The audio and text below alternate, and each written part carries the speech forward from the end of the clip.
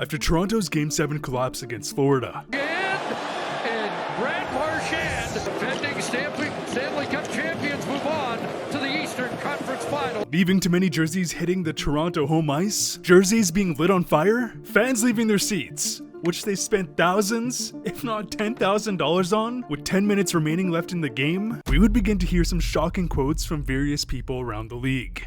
If their team was not in Toronto dealing with all the crazy circus stuff outside of it, an unbelievable team and such a hard team to play. They just have so much to deal with, and I feel bad. I mean, we don't have to deal with that in Florida. As Matthew Tkachuk would state that if the Leafs didn't play in a Canadian market, where every aspect of their game, if not life, is relentlessly attacked from the media, he believes that they're a cup-winning team. He believes that this toxic media, leading to crazy pressure, is single-handedly causing the downfall of great teams. This is a player who played for a passionate Canadian team, granted nowhere near as toxic as Toronto media, to playing in a non-traditional market. As his perspective on the impact of toxic media poses a fascinating question. Does playing in a toxic market really take away a team's chance at winning the Stanley Cup? Or at the very least, does it make it that much more difficult? Because after looking into the numbers, I would discover something shocking. Today's video is sponsored by SeatGeek. After one of the most historic seasons of the last decade, Ovechkin breaking Gretzky's goal-scoring record, Crosby setting a record for the most point-per-game seasons in NHL history, four nations face off, putting the NHL on the front page of the sports world. Ladies and gentlemen, we are now in playoffs. So there is no better time to pick up some tickets with SeatGeek, where I can find lower bowl tickets to an Oilers-Kings playoff matchup for $183. Some of the best hockey you will ever witness. Invaluable experiences for $183. Even if you've used SeatGeek in the past, if you download the app today or click the link down below using code RobTalksHockey10, you'll receive 10% off any tickets, whether it's the NHL, NBA, MLB, concerts. So thank you so much to SeatGeek for sponsoring today's video. On this graphic, we have JFresh's 2023 fan poll for the most annoying fan bases in the NHL. By no surprise, the Toronto Maple Leafs are first on this ranking by a wide margin, but what else do you notice here?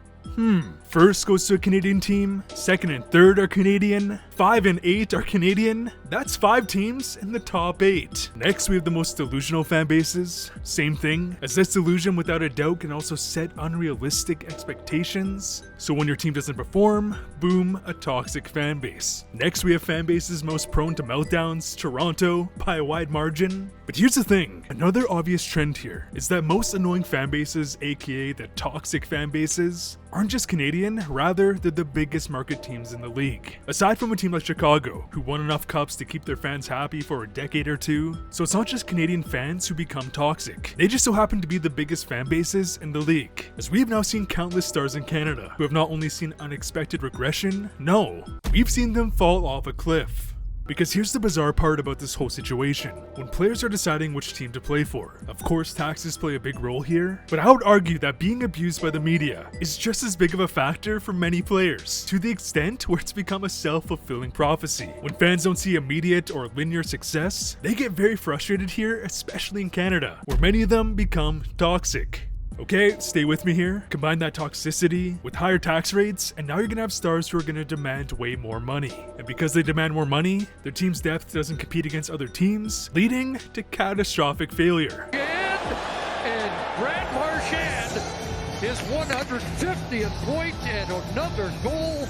This failure amplifies the toxic media even more, and the whole process repeats. It's honestly absurd, because this has become a massive issue for most teams, not just the Canadian ones. There is no coincidence that 4 of the last 5 Stanley Cup winners are located in no-tax states. 7 of the last 10 teams in the final were again from no-tax states. Having no state tax is a clear advantage that almost all hockey fans have become way too familiar with. Do these teams have a special formula for success? Hell no. Their tax savings has created a massive advantage for these teams, as no tax states just so happen to be in non-traditional hockey markets, which also means that their fan bases are going to be far less toxic. Therefore, with these advantages, they're able to create unparalleled depth. Depth is what wins you a championship. For some perspective, let's take a look at this breakdown showing the difference between playing in Toronto and Florida. This is by no means 100% accurate, but you get the idea. Because after fees, escrow, local and federal taxes, a player in Florida would take home roughly $1.4 million more than a player in Toronto, which doesn't even take into consideration the high cost of living in Canada, Canada, especially Toronto, where houses are far more expensive. So what does this equate to, you ask? The top 4 players on the Panthers make a combined $35.6 million. The top 4 players on Toronto make a combined $46.65 million. That's an $11 million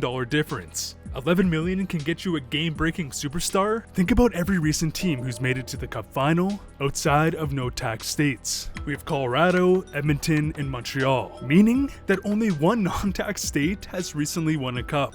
Colorado would win a cup due to near-perfect roster construction that it's basically impossible to replicate today, as Nathan MacKinnon, MVP McKinnon, was locked in for just over $6 million. So combine this with Cale Makar, who's already placing himself amongst the all-time greats. Without these unique variables, Colorado has no shot, as McKinnon would get paid the bag, and guess what? No more deep cup runs. Edmonton made it to the final from having McDavid, who is arguably the best hockey player in history, on top of Draisaitl, who's right up there in terms of playoff performance. Montreal made it from having one of the greatest goalies of all time. So basically, the only teams who have been truly competitive in the last 5 years are of course no-tax states, and teams who have some of the greatest players of all time. But guess what? Not every team can have one of the greatest players of all time. To the net,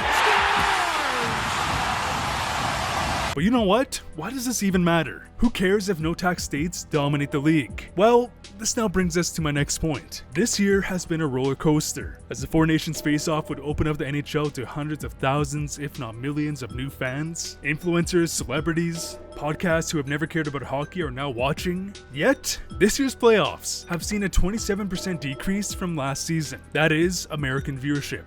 But okay, what's the big deal here? Viewership is down, but why do I care as a fan? This year we would see the new timeline of the NHL salary cap. More specifically, that it's about to see the biggest increase since the implementation back in 2005. And this was hands down due to the fact that the NHL felt confident due to the record-breaking numbers from last season. But okay, let's put this into perspective on why the NHL needs Canada to be successful. During the Vegas Panthers final in 2023, this series would see a grand total of just under 13.2 million viewers in the USA. The Panthers and Oilers final would see 15 million viewers. Actually wait, that's not right. The Panthers and Oilers would see just under 30 million viewers. Oh wait, that's still not right? The Panthers and Oilers would see over 15 million Canadian viewers in Game 7 alone. More Canadians would watch Game 7 of last year than every single game of the Vegas Panthers final combined, as Game 7 would see an estimated 23 million viewers from the States and Canada, and the total series would see between 65 million and 70 million viewers, so over 50 million more viewers in the Vegas Panthers final. Without big market viewership, where the NHL is cashing in from sponsors left and right, they can't raise the salary cap, especially when you sprinkle in some ongoing trade wars, as the current salary cap is 88 million.